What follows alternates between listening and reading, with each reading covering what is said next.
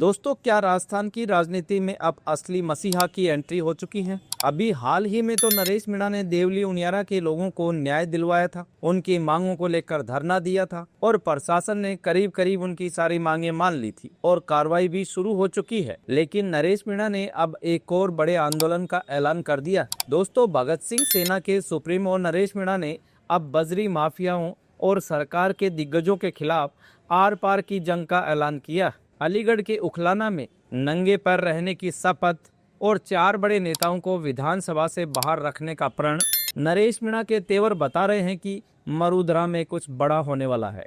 लेकिन कहानी सिर्फ इतनी ही नहीं है। नरेश मीणा के अपने गृह जिले बारां में गोवंश की हत्या पर ऐसा बवाल मचा है कि शहर छावनी बन गया है।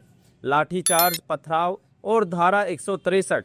क्या अब बारां को इंसाफ दिलाने के लिए खुद नरेश मीणा मैदान में उतरेंगे? आज के इस महा पैकेज में हम करेंगे इन दोनों खबरों का विश्लेषण। वीडियो के आखिर तक बने रहिएगा क्योंकि आज खुलासे चौंकाने वाले। दोस्तों, 8 जनवरी को अलीगढ़ के उखलाना में आयोजित पद दंगल में नरेश मीणा मुख्य अतिथि के तौर पर शामिल हुए। वहां उन्होंने जो कहा उसने जयपुर से दिल्ली तक हलचल मचा दी है। मीणा ने सीधे तौर पर कांग्रेस और भाजपा के दिग्गज नेताओं पर आरोप लगाया कि बजरी के नाम पर करोड़ों रुपए उनकी जेब में जा रहे हैं। उन्होंने कहा कि अब आमजन को सस्ती बजरी मिले, इसके लिए मैं जल्द ही एक बड़ा आंदोलन शुरू करूंगा। इतना ही नहीं, उन्होंने एक भाजपा नेता पर उन्हें जेल में डलवाने का आरोप लगाते हुए उखलाना की पावनधरा पर शपथ ली कि वे जब तक नंगे पैर रहेंगे, जब तक उन 4 बड़े नेताओं को राजनीति से बाहर नहीं कर देंगे। नरेश मीणा का ये संकल्प और सीएम भजनलाल को उनके पिता से किया वादा याद दिलाना राजस्थान की राजनीति में एक नया मोड़ ले आया है। अब रुख करते हैं नरेश मीणा के गृह क्षेत्र बारां की तरफ। यहाँ 3 दिन पहले बारडिया के बालाजी के पास एक गोवंश के बछड़े की हत्या कर दी गई थी, जिसके बाद पूरा बारां सुलग उठा है। शनिवार को सर्व हिंदू समाज के बारां बंद के दौरान प्रताप चौक पर जो हुआ उसने सबको डरा दिया। प्रदर्शनकारी जिला कलेक्टर को बुलाने की मांग कर रहे थे, तभी पुलिस और भीड़ के बीच टकराव हो गया।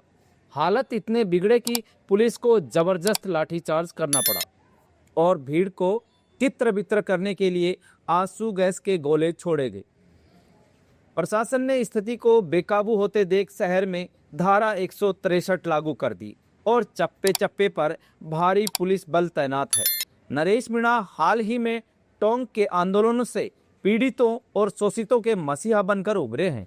अब सवाल यह है कि क्या वे अपने गृह नगर जिले बारां में गोवंश की हत्या और शांतिपूर्ण प्रदर्शनकारियों पर हुए लाठीचार्ज के खिलाफ कोई ठोस कदम उठाएंगे?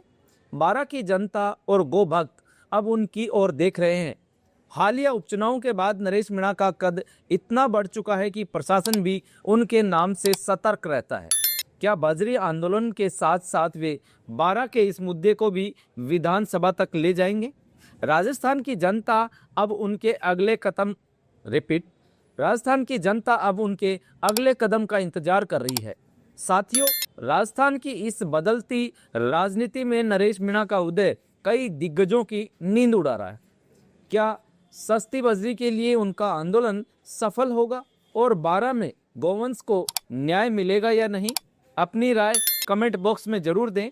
अगर आपको हमारी ये विशेष रिपोर्ट अच्छी लगी तो इसे लाइक और शेयर करें और उन सभी लोगों तक पहुंचाएं जो नरेश मीणा और राजस्थान की राजनीति में दिलचस्पी रखते हैं। ताज़ा और स्टिक अपडेट के लिए रॉयल पत्रिका को सब्सक्राइब करना ना भूलें। मिलते हैं अगले वीडियो में, तब तक के लिए जय राजस्थान, जय किसान।